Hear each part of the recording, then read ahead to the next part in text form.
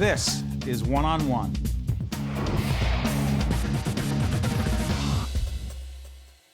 Welcome to a very special edition of One on One. I've said it before, but it's never been more appropriate than right now. Let me introduce the gentleman you're about to see on camera.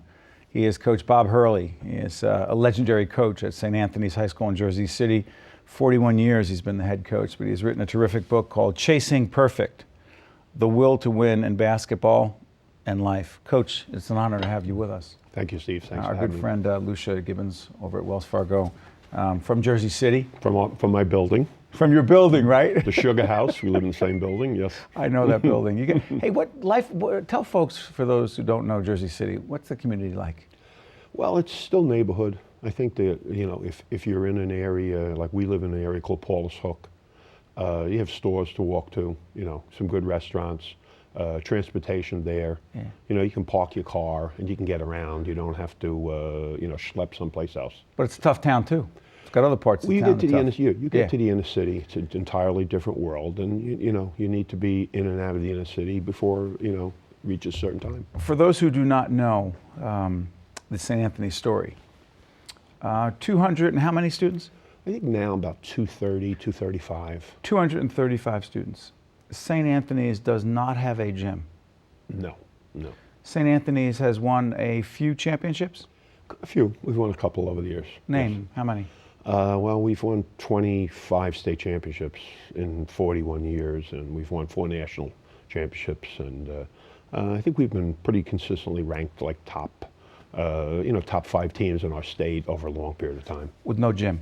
So let's do this. Let's take a look at 2011 national championships. St. Anthony's against St. Patrick's. Let's take a look at the clip. Just an outstanding game plan by St. Anthony, turning St. Pat's into a jump shooting team, creating mismatches with Kyle Anderson, Miles Mack creating momentum with steals on defense and big finishes. Great effort by the front court of the Friars. They just left no doubt in this one. Kevin Boyle advancing. Maybe there is never again a St. Patrick's-St. Anthony game like this. We're going to storm the court, by the way. And the St. Anthony Friars has just knocked off the #1 team in the country, St. Patrick's, 62-45. How much you love what you do? Well, I love that particular day. That was a real. What was it like knocking off St. Patrick's, #1 team in the country? Well, that was the biggest game I've ever coached. I've coached 41 years. That's the one. Biggest game Why? I've ever coached in. Well, I think it was the significance of the game. It's kind of late in my career. So when you do something of significance later on, you're always trying to reinvent yourself as a professional or certainly as a coach.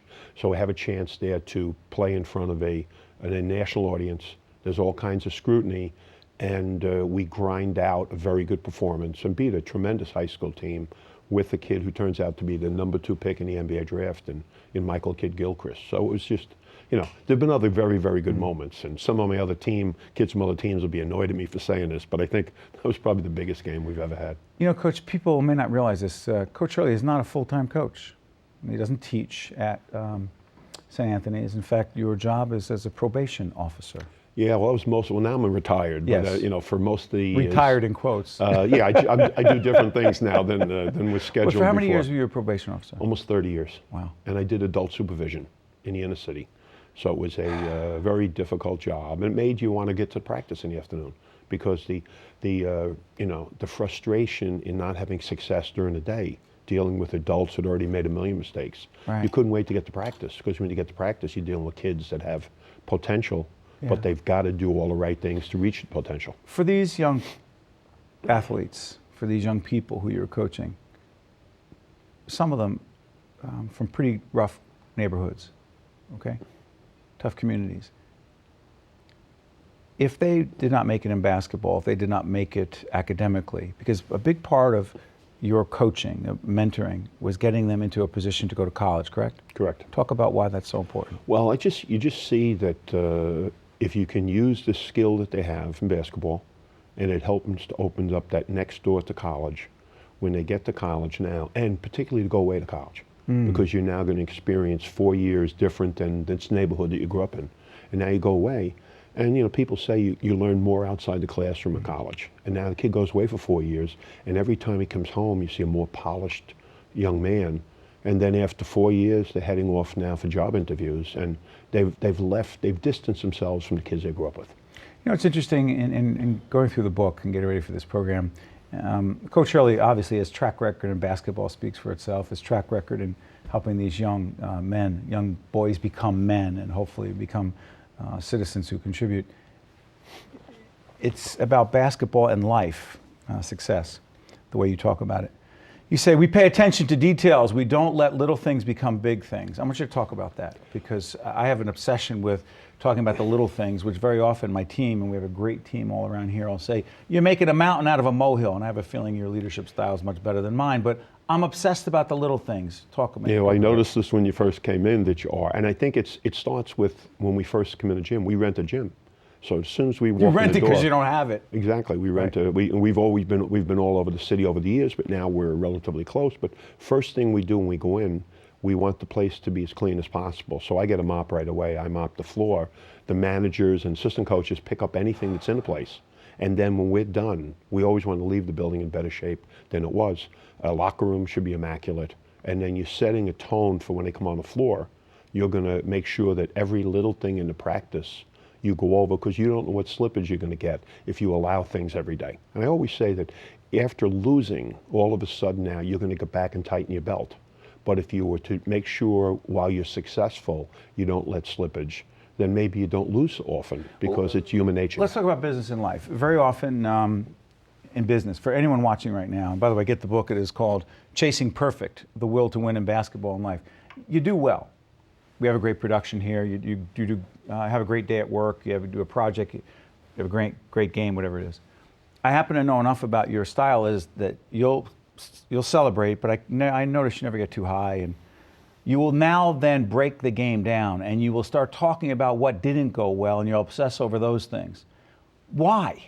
Why can't you just celebrate and say, let's be happy, we're good, let's go on to the next game? Why do you have to obsess over what didn't go right? Well, I think Bill Parcells says it very well. Bill Parcells says there's winning and there's misery. And even though you just won, you don't By the way, our want to be cameraman Steve Barcy just laughed because he recognizes what you're saying. Go ahead. Yeah, because there's winning, but there's going to be misery if you let the win itself be bigger than just on that particular night how you played.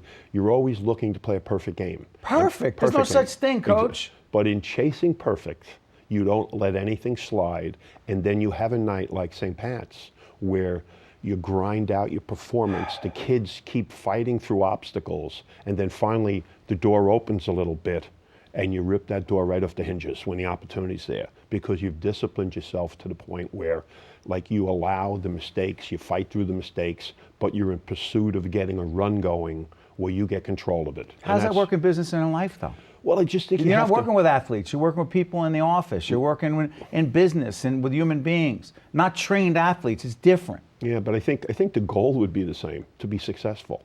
And whether it's individually, like we always say to the kids, there's going to be individual success at the end of team success. So if you go into work every day and you do your job, you help people, you're a good coworker, you're helping younger workers, you mentor people. Somebody asks you to do something, you immediately do it. You're helping the group, and then ultimately the group is going to be successful, and then it comes back to you. But a lot of people, particularly younger people, they want individual success, and they don't know that it's only going to come as part of the organization, growing and being successful. You are, you don't mind me saying, you're 65? Yes. Yes, you can say that. It's in fact true. It's public, right? You've been doing this for 41 years. How do you keep your passion, your intensity, your enthusiasm? Well, I found something as a young person that I really liked. Growing up in the city, the playground was where I spent a lot of my time, and had younger siblings. So I was entrusted every once in a while with watching my brothers. The best way I figured I could do that was take them to the playground. And then, as time went on, I was always choosing up sides in the park.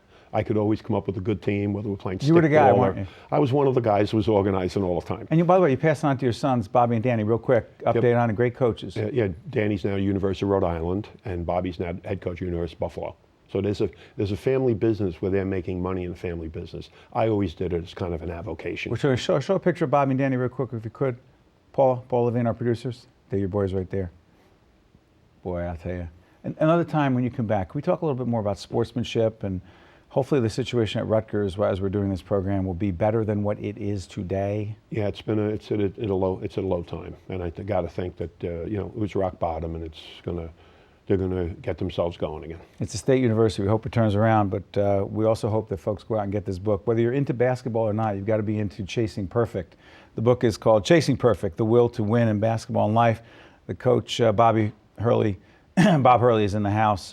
Your co-writer here is with Daniel. Dan Paisner. Oh, he's got to give credit, right? There's no I in team. Dan did most of the. I did a lot of the talking, and Dan, you know, was the structure guy here. Coach, it's an honor. Thanks Thank you for so having much. me, Steve. Appreciate it. Thank you. That's why it's called Going One-on-One with Bob Hurley. I think he won. Stay with us. We'll be right back.